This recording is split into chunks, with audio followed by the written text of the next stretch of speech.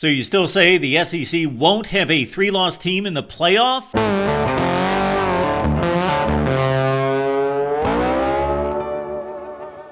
Welcome into the Voice of College Football for the best in discussion, debate, and analysis. We are down to the nitty-gritty in the SEC. Of course, it's rivalry weekend.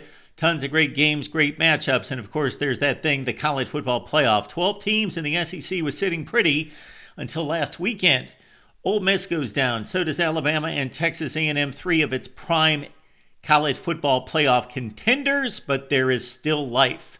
Let's first address the championship game in the conference. Then let's look at some college football playoff resumes and paths to the playoff. So we take this from an article written by our buddy Bill Bender at the Sporting News. There we see Texas is the only one-loss team in the SEC entering its matchup against Texas A&M on the road in Kyle Field.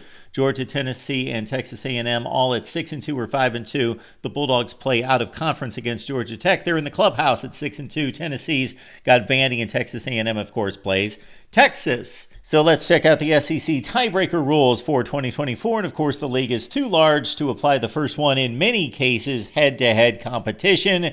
That continues to be the bugaboo of these tiebreaker rules and these conferences being too damn big. Step number 2, record versus all common conference opponents. Step number 3, the record against the highest placed team, the highest seeded team in the conference. Step number 4, cumulative conference winning percentage, meaning how tough was your schedule. Step number 5, capped relative total scoring margin versus all conference opponents. So this is basically meaning it's scoring differential, but it's taking out of the equation the incentive to run up the score. So it's a capped relative total scoring margin, not going to come into play anyway. Texas is 10-1 overall, 6-1 in the SEC. And again, they control their own destiny and they go to the SEC championship game with a win, but a 6-2 record, despite the tie at the top, takes out Texas. They win none of the tiebreakers. Georgia, as mentioned, has completed its SEC schedule at 6-2. The Dogs hold those head-to-head matchups against Texas and Tennessee in decisive fashion. They did not play Texas A&M. The Dogs look to be going to Atlanta to the SEC championship game, but there are a few scenarios in play. Texas A&M 8-3 overall, but that doesn't matter. 5-2 could go to 6-2 with an upset win against the Longhorns. Of course, this loss last weekend to Auburn 43-41 in overtime hurt big, but the Aggies still can get to the championship game. The Vols at 9-2, 5-2 with a date in Nashville against Vandy. They benefit in terms of the college football playoff with these losses coming last weekend by Ole Miss, Alabama, and Texas A&M, because they were the fourth of all these SEC teams that were log-jammed in the bottom half of the top 10 last week. Tennessee would be left out in the event of a 4-way tie for the SEC championship game because Georgia and Texas A&M would have victories against the higher-ranked conference opponent should Texas A&M beat Texas.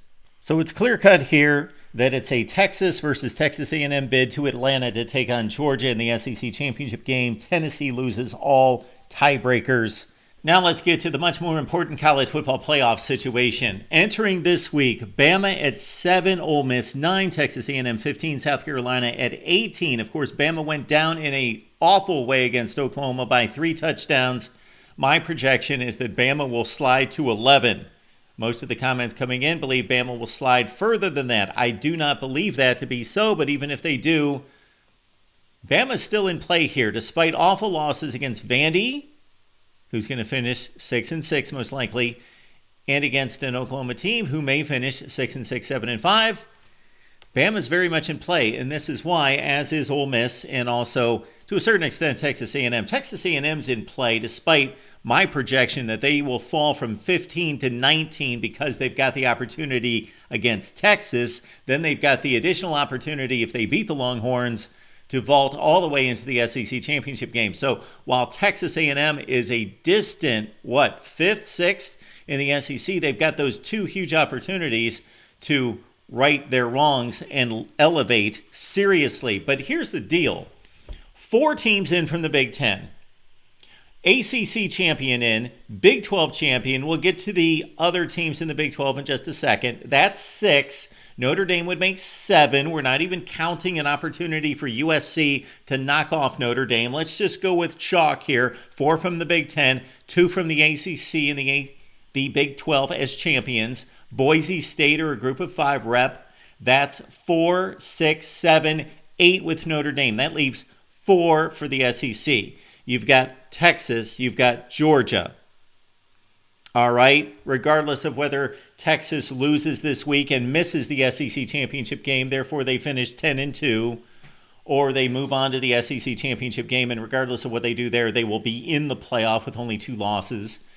Or you've got Georgia advancing to the SEC championship game, and even if they lose, they're 10-3, and there you got your SEC entry into the playoffs with 3 losses, albeit with a 10-win, 3-loss season in Georgia. Tennessee wins. They're going to be in at 10-2 against Vandy this weekend. But let's say out of those 4 positions left open, Texas wins out. They're there.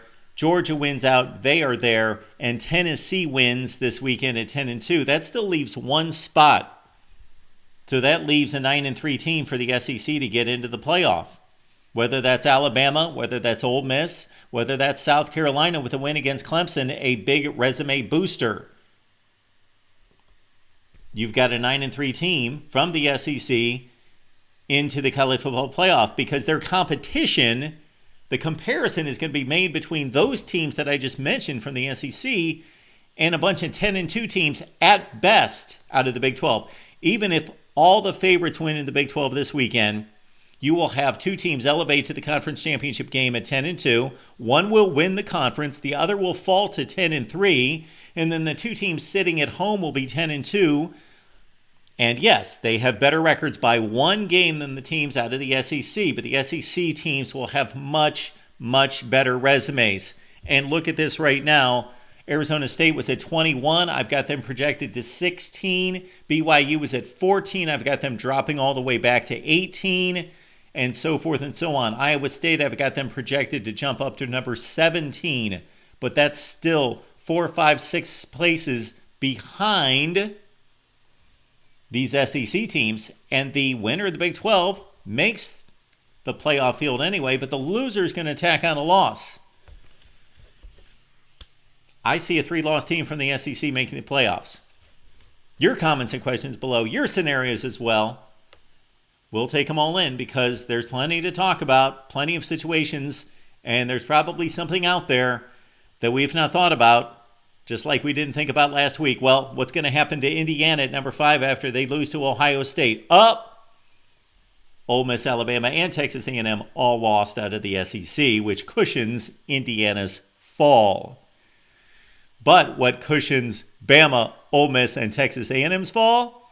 Well, 2 of the prime contenders out of the Big 12, Colorado and BYU, they lost as well. More losses are coming this weekend. It's rivalry weekend. Catch us on Tuesday night. We'll watch it all together. The unveiling of the rankings with a big watch party right here at the Voice of College Football. We'll see you then.